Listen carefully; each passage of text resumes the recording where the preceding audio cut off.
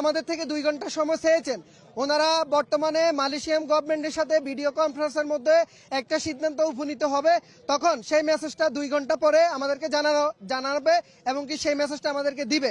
তাই ওই মেসেজটা দেওয়ার পরে আমরা বুঝতে পারবো যে আমাদের ভাগ্যে কি আছে, আমরা বেসিক্যালি কতদিনের ভিতরে আমরা মালয়েশিয়া যেতে পারবো, কতদিনের ভিতরে আমরা ঘরে ফিরতে পারবো।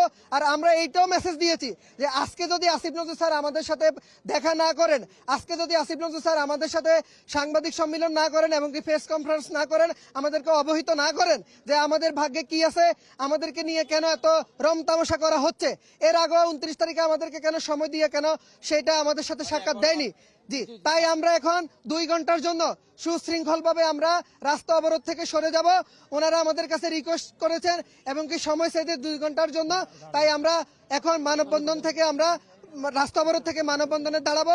এরপরে 2 ঘন্টা পরে আপনাদেরকে সাথে নিয়ে আমরা সবাই এটার একটা সুরাহ করে তারপরে আমরা ঘরে ফিরবো।